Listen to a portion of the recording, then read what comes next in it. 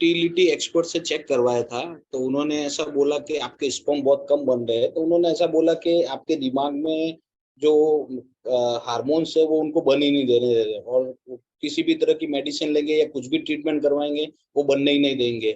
तो आपका पॉसिबल ही नहीं है मतलब पेरेंट्स बनना। तो वो उसका क्या कुछ समाधान है?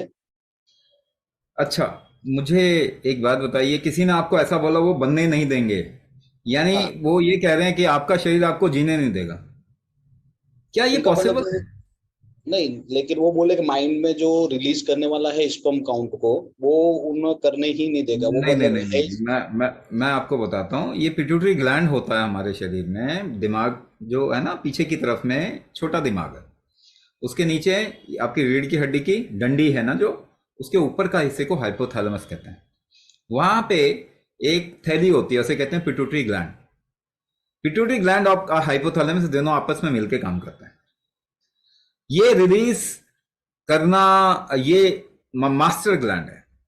कौन सा ग्लैंड कितना हार्मोन रिलीज करेगा, ये स्पर्म बनाएगा नहीं बनाएगा, ये डिसाइड कौन करता है? पिट्यूटरी ग्लैंड डिसाइड करता है। पिट्यूटरी ग्लैंड दवाई से इसको आप ठीक नहीं कर सकते, बल्कि दवाई खाएंगे तो खराब होगा। तो ये बनने नहीं देगा ऐसा नहीं है, वो अपना ठीक से काम नहीं कर पा रहा, ऐसी बात है। उसी की वजह से स्पर्म बनते हैं या ओवम बनता है, वही ट्रिगर देता है ना। गोनाडोट्रोपिन रिलीजिंग हार्मोन कहते हैं।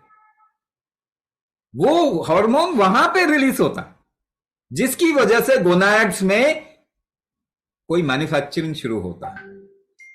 टेस्टिस में स्पर्म बनेगा, ओवरी में एग बनेंगे। तो ऐसे ही है ना, जैसे कंपनी का हेड है, वो एक मैनेजर को बोलेगा कि ये करो, तो मैनेजर वो काम करवाएगा। तो जो कंपनी का हेड है ना, वो आपके हेड में बैठा हुआ है।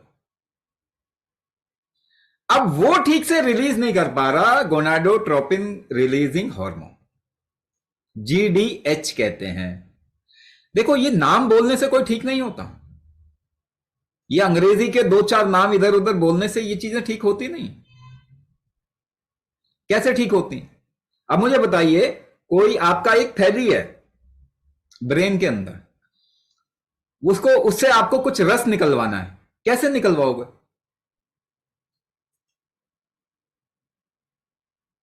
और उसको निकलने, रस निकलने की प्रवृत्ति कम क्यों हो गई? क्योंकि आपने शरीर को टॉर्चर कर दिया दवाई खा के। तो आप क्या कैसे निकलवाओगे, मुझे बताइए? मैनिफेस्टेशन करोगे? पॉजिटिव थिंकिंग करोगे? मंत्र जाप करोगे? नहीं होगा काम। दवाई से तो खराब हो गया, दवाई खाओगे तो और खराब हो जाए। तो कैसे करेंगे? एक थैली है ना वो, अगर उस पर दबाव डालें तो रिलीज होगा कि नहीं होगा? मगर आप ब्रेन के अंदर कैसे दबाव डालोगे? हाँ, अब मैं आपको एक तरीका बता देता हूं। ये मैं बहुत ही वेग तरीका बता रहा हूं, केवल आपको समझाने के लिए, क्योंकि इसको एक फॉर्मूले के तहत करना पड़ता है। आप ऐसे ही सांस भर लो, मुंह और नाक दोनों से,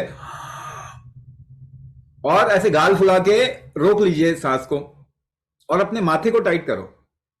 कोशिश करो, बिना हाथ से अपने माथे को टाइट करने की कोशिश करो। देखो असर कहां आएगा? पीछे की तरफ में, सिर के पीछे की तरफ में, अंदर की तरफ में आता है, उसी थैली पे आता है। इतना आसान है, इतना आसान है। यही कुंभक का एक तरीका बता दिया मैंने आपको। तो ये ना सोचें किसी ने सफेद कोट पहना हुआ है तो वो समझदार है। अगर समझदार होते लोग तो बीमारियां कम हो रही होती दुनिया में। आपको दो चार ग्रीको रोमन वर्ड बता दिए, मैं भी आपको बता देता हूं एक ऐसी लैंग्वेज में, संथाली लैंग्वेज में, आपको कुछ भी समझ में नहीं आएगा। तो उससे मैं समझदार हो जाऊंगा? है ना, कुछ भी बोल देने से समझदार हो जाता है क्या इंसान? वो तो कुछ भी बोल रहा है, उसको मालूम ही नहीं कि ये कैसे करना है। तो आप ऐसे, मैं आप लोगों के लिए बोल रहा हूं, आप लोग ज्यादा समझदार हो, लेकिन आप झांसे में आ रहे हैं, क्योंकि बचपन से आपको उसी में ट्रेन किया गया है। पूरा एजुकेशन सिस्टम स्लेव बनाना, गुलाम बनाने का तरीका। नहीं तो मुझे बताओ ना, एक भी डायबिटीज 100 साल में ठीक नहीं हुआ, फिर भी उसी डॉक्टर के पास जाते हैं ना डायबिटीज ठीक करवाने के लिए। क्या इतने मूर्ख हम हो चुके हैं क्या?